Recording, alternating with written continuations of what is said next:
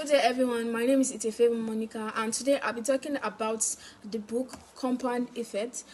Compound Effect. This book is basically talking about the principles of success and failure, and how success and failure is not caused by one major action we take in a day. We can't be successful overnight. This book is trying to tell us that by the cumulative effect of those small choices we make each day can make us successful or lead us to failure. So compound effect is defined by Darren Hardy as the principle of reaping huge reward by making small, smart choices consistently every day. For example, what's the difference between a student that passed his exam and another student that failed their exam?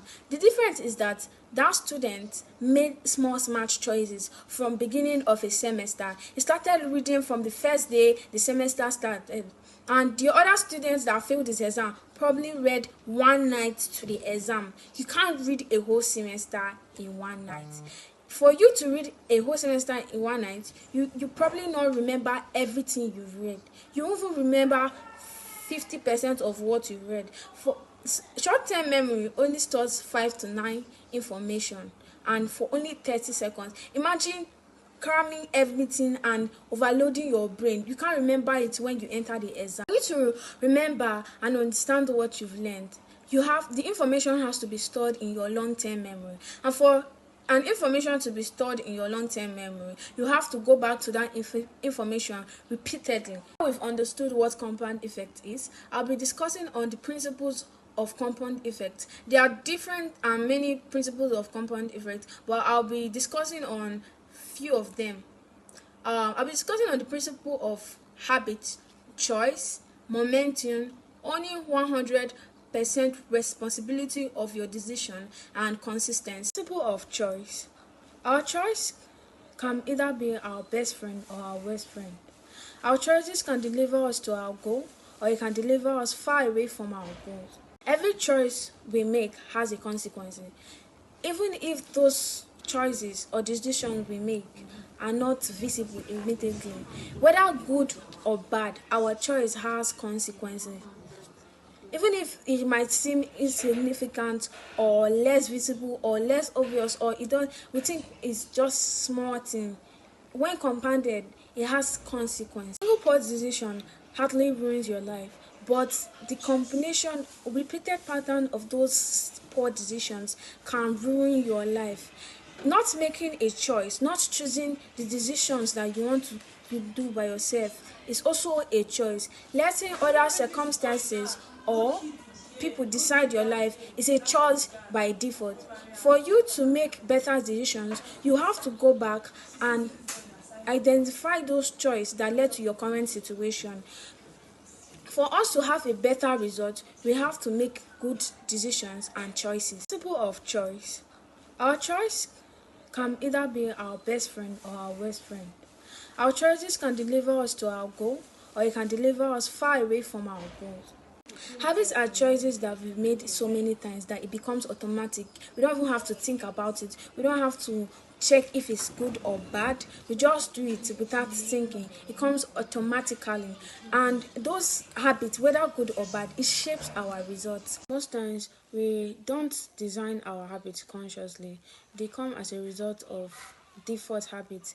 It happens through repetition of habits that we feel comfortable and convenient at that moment.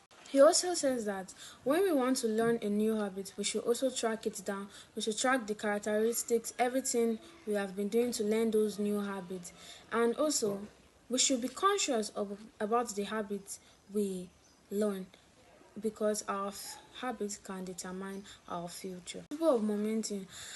Momentum is a force that drives progress once we've started. Sometimes when learning new habits or making better decisions, it seems slow. Results might seem slow or insignificant, and we tend to quit. We don't wait for the results to happen. The principle of momentum is telling us when we are consistent and continue with those habits, even though they seem insignificant, that it becomes easier over time when we continue those actions and we start seeing momentum kicking in, and success become easier those actions we find as difficult becomes easier and progress starts happening naturally. The principle of owning 100% of your responsibility.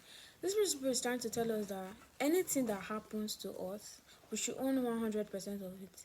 Not 10%, not 50, not 40%, but 100% responsibility of what happened to us. Even though that some of these things that happen to us is caused by external factors, we should own 100% responsibility of everything that happened to us, even if other people are part of it. When we start blaming external circumstances, we don't see a reason to change. We think it's because of this thing that happened that make me behave like that. We should own 100% of everything that happened to us, and that makes us want to change our steps, our behavior, and everything instead of blaming other people for us.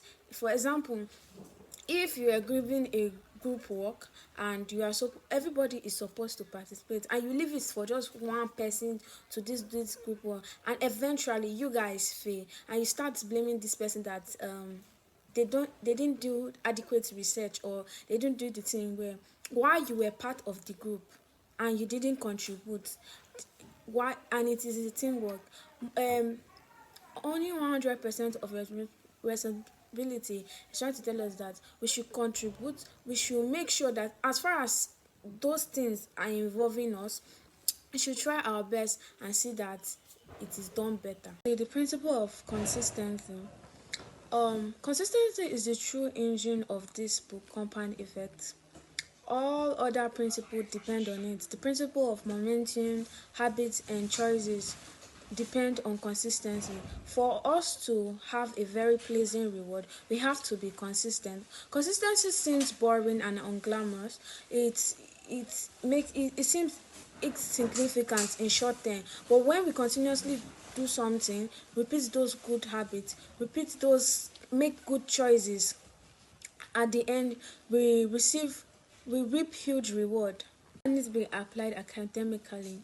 As a student, when the start of your semester begins, you read every day. Don't wait till it's exam time before you start reading your book.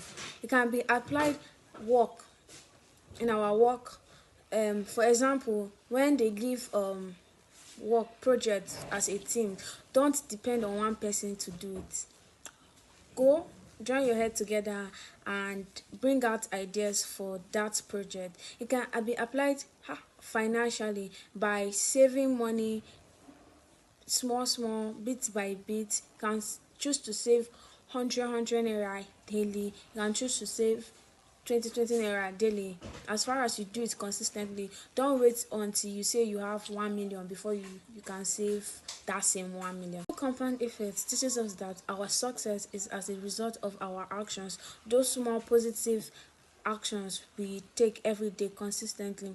It might seem insignificant, it might seem slow, but once we do it repeatedly and consistently, they will produce good results. Thank you.